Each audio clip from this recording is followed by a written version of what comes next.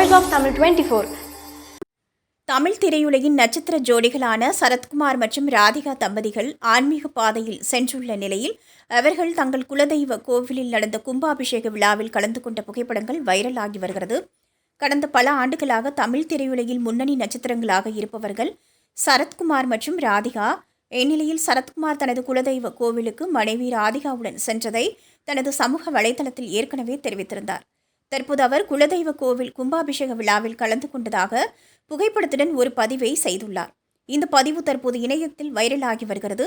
இந்த பதிவில் அவர் கூறியிருப்பதாவது: சிவகங்கை மாவட்டம் காரைக்குடி அருகே என் தந்தை பிறந்த தனக்காவூர் கிராமத்தில் பிரதிஷ்டை செய்திருக்கும் ஸ்ரீ வரசித்தி விநாயகர் திருக்கோயில் மற்றும் சிராவயல் கிராமத்தில் பிரதிஷ்டை செய்திருக்கும் எங்கள் குலதெய்வம் ஸ்ரீ காமாட்சியம்மன் திருக்கோவிலின் அஷ்டபந்தன மகா கும்பாபிஷேக விழாவில் குடும்பத்தாரின் அழைப்பை ஏற்று நேற்றும் இன்றும் கலந்து கொண்ட சொந்த பந்தங்களுக்கும் ஆலய பங்காளிகளுக்கும் கிராமத்து பெரியவர்களுக்கும் ஊர் பொதுமக்களுக்கும் நெஞ்சார்ந்த நன்றியை தெரிவித்துக் கொள்கிறேன் என்று அந்த பதிவில் குறிப்பிட்டுள்ளார்.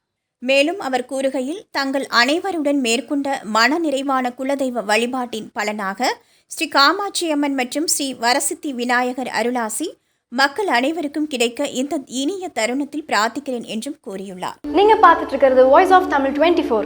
Like, share and subscribe.